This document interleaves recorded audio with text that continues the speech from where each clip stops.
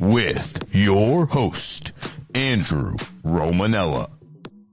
When you play Battle in Mario Kart and you don't turn off any of the items, there are bananas everywhere. I mean, it's like you're losing your balloons because you're slipping on bananas left and right. Bananas everywhere. What's going on, everybody? Welcome into another edition of The Rome Show here on 12ouncesports.com. We're broadcasting live on YouTube, on X, Roku, and Fire TV. I'm your host, Andrew Romanella. I got you for the next 25, 30 minutes or so. It is a Thursday, April 10th, 2025. I start by wishing my beautiful niece, Aria, a very, very happy birthday. It is her birthday today, April 10th. It's a string of 8 weeks worth of birthdays in the Romanella family and the Bellar family, with which is the two families I'm involved in. So it is a fun time in the winter / beginning of spring. We got a good show for the people today. Luka returned to Minnesota with the LA Lakers and put on a show for Dallas, and put on a show for his former fans in Dallas. The Masters starts today. We got the top 3 betting favorites for you in terms of the human being to win the Masters. We got some movement and some secured spots in the National Basketball Association.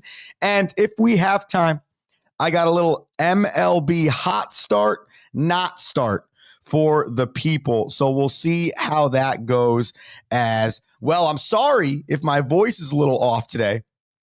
The Centenary University baseball Cyclones played a very atrocious baseball game yesterday. We are very bad in the midweek, and we are struggling with figuring out how to play baseball on a day allocated to Wednesday. So the voice is a little gone because of the game yesterday, but I'll still try and push through for the people. Here is what the tribute looked like for Luka Doncic last night when he returned to. I think for a franchise that absolutely dropped the ball in trading Luka Doncic, I think a franchise GM in Nico Harrison, who I've been saying this since this trade went down, should no longer have a job for making a decision like that. After all of that, I have to give the Mavericks credit because I thought they did a phenomenal job in honoring Luka in his return to Dallas last night. That tribute video was beautiful. And as you saw, Luka moved to tears before the game. And oh, by the way, okay, crying as the ball gets tipped off and then goes out and shows not only Nico Harrison and the Dallas Mavericks franchise what a dumb decision that was, but showed the entire basketball community that the Lakers iteration with Luka and LeBron is fun to watch, and they could be dangerous in the postseason. Luka dropped 45 points last night. It was his 46th career 40-point game. Okay, went 16 of 28 from the field, 8 rebounds and 6 assists. Head coach JJ Redick tried to put it into words after the game about how special and how hard and how unique of a player Luka Doncic is. Thought the video was great, but I think just his ability to then go perform, lights turn on, he's teary-eyed still as we walk out on the court for the tip ball. To have the emotional resolve to then go put on that kind of performance, it's superhuman. And I think all his teammates know that too. I think that's a great line by JJ Redick. It's superhuman. And his teammates do realize that. And if you watch that game last night, or if you go on to any of the sports outlets this morning and you check out some of the clips of that game last night, the biggest thing that I noticed was how much the other guys on the Lakers team had Luka's back, right? I mean, LeBron went off in the fourth quarter of this game last night. And I believe not just obviously it's LeBron being LeBron, but you're looking around, your boy returns to his place of home, as a lot of people have described it. He was drafted there at 18 years old, played there for 7 years, created his star in the NBA with the Dallas Mavericks jersey on. There was no other path but winning that game for the Lakers last night. And I think if you could have written this script pregame and someone says to you, Luka's going to go off, score 45, shoot 55% from the field, okay, and dominate after crying in the intros? No way. I would never believe it. But that's how good he is. And I truly cannot imagine anybody having a team where they get a chance to run it like a general manager and shipping that guy out the door. I just cannot see how that was ever a logical thought from Nico Harrison. I cannot see how that guy still has a job. I cannot see in any time frame, any explanation. You can't show me any number that tells me that trading Luka Doncic is a good idea. You can't. You cannot tell me.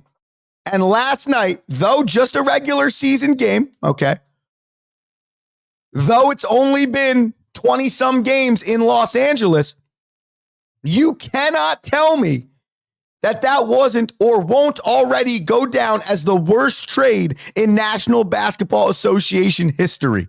And if Luka wins a title in LA in the next 5 years, actually, it probably will happen. But if it'll be even worse for the Dallas Maverick fan. It'll be even worse for the Dallas Mavericks franchise. I just don't see how they let that happen. And the love poured out by the fans last night, the love poured out by all the people that work in the organization, they were chanting, "Fire Nico." They were chanting, "Fire Nico." Like, that's wild to me. And he traded the best player, in my opinion, possibly in the league. And good for Luka coming back and sticking it to the Mavericks. The Rome Show, 12OZ Sports. That's the mothership. Follow them on any social media site. Make your life really easy. The Rome Show 1 is our social media handle. You can follow us on any social media site as well. Today kicks off the Masters. That's right, ladies and gentlemen. It's Masters weekend. Get yourself ready for some fun at Augusta. Okay. And for the first time, what feels like in my lifetime, though I know that's not fully true, we don't have to really deal with a Tiger Woods situation here at the Masters where people pretend to get excited like Tiger Woods is somehow going to have this miraculous run back in golf. It's like, it's not going to happen. It's over. It was fun watching Tiger dominate for those 15 years. But ever since his ex-wife bashed the backside of his car in with a 6-iron some 12 years ago, it has been over for Tiger Woods. And I think we're finally getting over that hump. When we get to these Masters, you got Scottie Scheffler 3 straight years essentially as the world number 1, okay?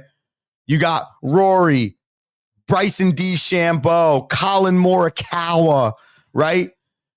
Avon Udlig. I can't even say the guy's name, but I love attempting it, right? You have all these players that are starting to trend in a direction. Justin Thomas, right? It could be anybody's game. And Scottie Scheffler is the best golfer in the world, no doubt. Has the most wins over the last 3 years, no doubt. But it's no longer a Tiger Woods type Masters where it's like, okay, is Tiger Woods going to screw himself here and then give everyone else a chance? Now it's every time we go into this tournament, it's an open field. Right now, Scottie Scheffler is the betting favorite at plus 475. He's also the reigning champion of the Masters tournament. Fun fact, Scottie Scheffler enters the Masters with no wins on the season for the first time since 2022. However, he's got 5 top 20 finishes in 6 starts. So it's not like he's playing like bad golf. But by the standards of Scottie not having won a tournament, it's the first time that's happened in 3 years. Rory McIlroy comes in at second at plus 625.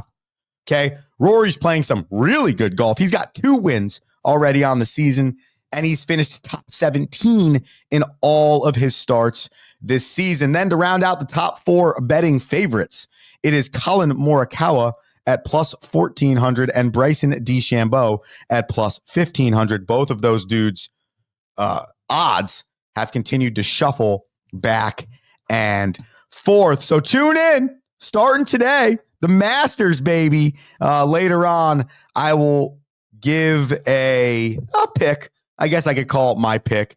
But I want Rory. I'll tell you that right now. Sans, who I actually think would win the Masters, I want Rory. He hasn't won a Masters. It's the thing that's eluding him. And I really like him. I've gone in and out of liking Rory in my time.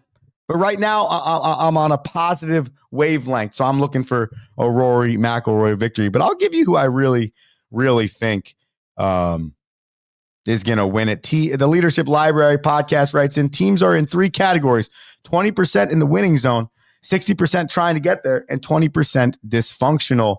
The last 20% need a workshop on building winning teams. Go to 360managementservices.com or tightentheLugnuts.com, and you could find yourself that workshop. We're going to find ourselves a commercial break real fast here on The Rome Show. When we come back, we have someone suing the NCAA. Stop me if you've heard that before. Plus Major League Baseball back after this, The Rome Show.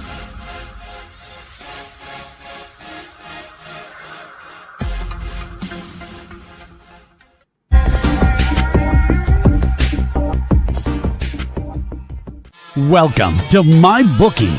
You're ready to create an account and start making money, and we're here to help. And remember, you can get a bonus of up to $1,000 on your first deposit. Now you're ready to bet. Just go to mybookie.ag, visit the sportsbook, click on your bet, and input the amount you want to risk or win in the bet slip. Yes, it's that easy. Just remember, at MyBookie, you play, you win, you get paid.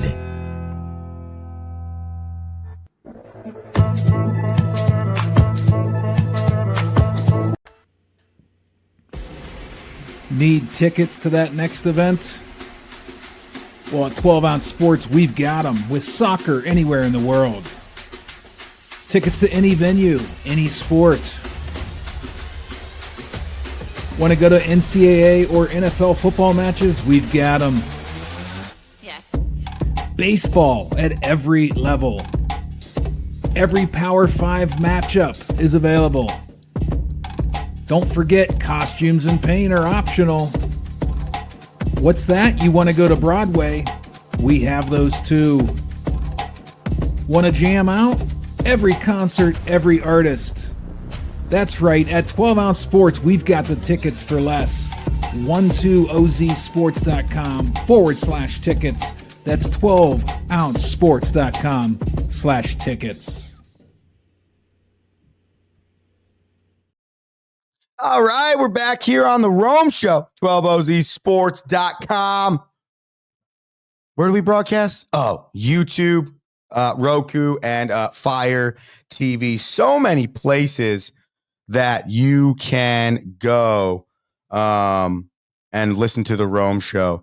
Working on 2 jobs here at the same time right now. You know, head baseball coach and doing a radio show live every morning, sometimes coincide.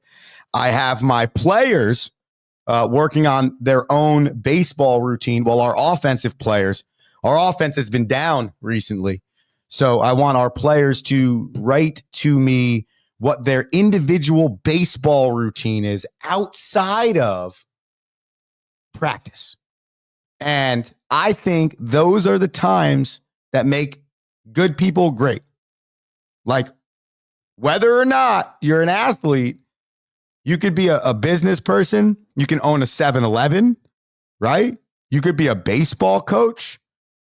If you only try and get better during the designated times that your job or your sport or your coach or your boss designates for you, you're most likely only going to reach the level of being pretty good at whatever it is you're doing.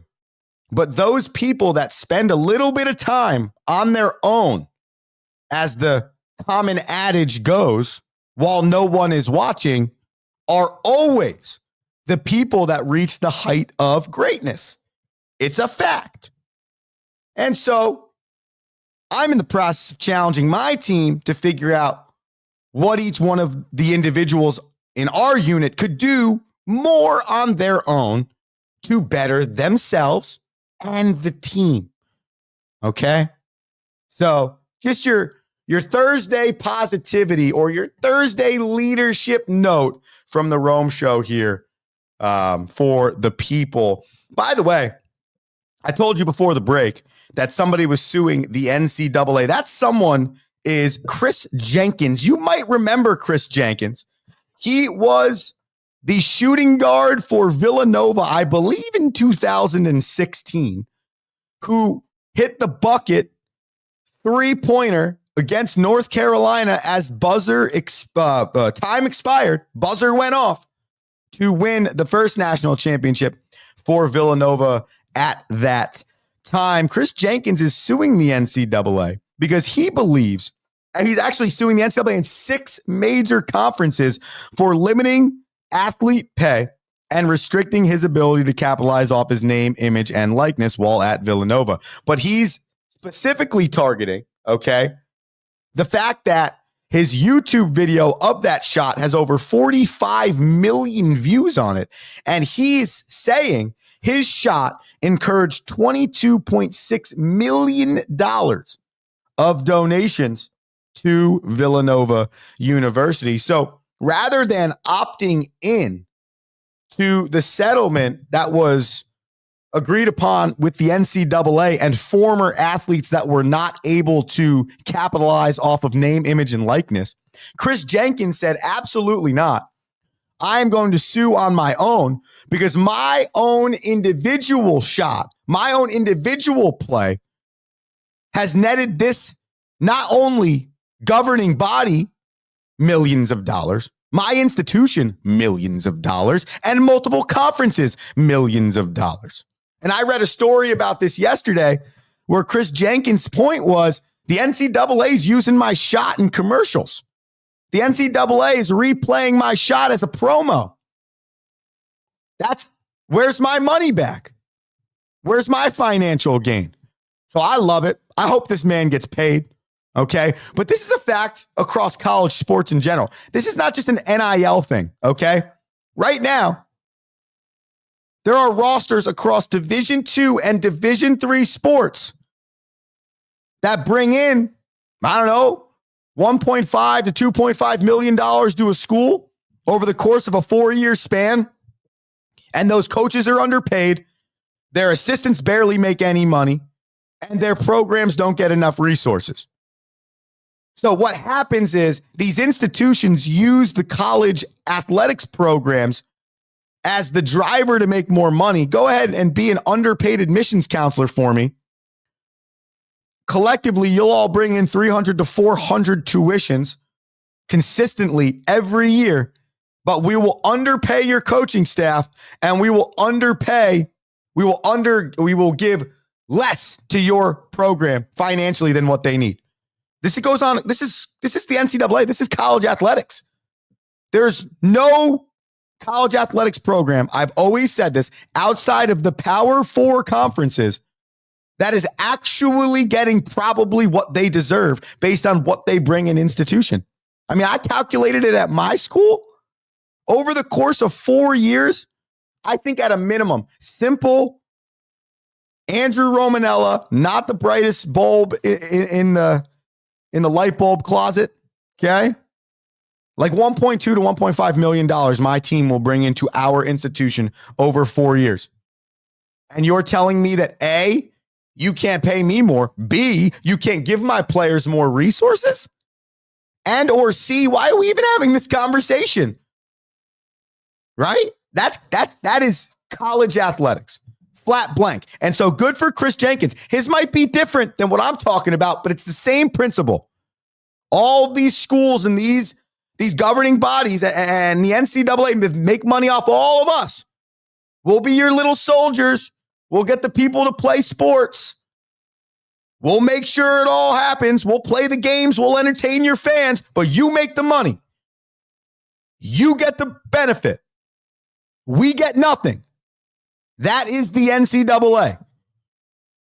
And so the more athletes that can come out and say, yo, hold up a second here. My name, image, and likeness in 1985 is the reason why the NCAA is even cool in 1995. If I'm Christian Laettner, he might not need the finances, but Christian Laettner should be suing the NCAA. The amount of times I've seen that shot over the course of replays. It's the truth. And I hope Chris Jenkins gets what he deserves out of suing the NCAA. And I hope the NCAA gets what it deserves. And I hope all these schools start to realize that your colleges are known because of athletics. There is a percentage that's known because of academics. You want to go to Ivy League? You want to go to NESCAC? You want to talk to me about some of the doctoral programs? Yeah, okay, you're right. But I would argue that more than 50% of institutions in America are known first because of athletics, not because of whatever academic programs they believe they're great at. It's been the athlete driving college forever. It's been the athlete that has made this thing like, oh, I know what Arkansas Pine Bluff is as a university? Yeah. You don't know about them because of their sports management program? Fairleigh Dickinson University. Some guy in Arizona knows what that is now. Why? Not because their business program, which is top 5% in the country. No, because their basketball program became the second 16 ever to beat a 1 seed. It is in the foundation of college. Sports driver. And forever, the NCAA and the institutions have taken advantage of the kid, have taken advantage of the athlete. You should be happy you're getting an education and playing sports. No, screw you. I should be getting an education, playing sports, and getting paid. I should be getting an education, playing sports, and our program should be getting money. My coaches should be paid. You should look there first. And the schools that have done that are probably the schools that are financially in a fantastic spot, have great athletics programs, and I bet their student experience, sans athletics, is fantastic. I bet it's fantastic. Why? Because sports is a driver. Sports is a driver. The Rome Show hopefully drives you to work every single day at 7 a.m. and gets you fired up for your day. We're going to save baseball for tomorrow, okay? Hot start or not start. That's how we'll start a Friday edition of the Rome Show, plus what you watching over the weekend and some more picks for the people. Andrew Romanella, thank you for tuning in here on a Thursday. Remember, I don't know, be electric? Sure. Peace. Thank you for listening.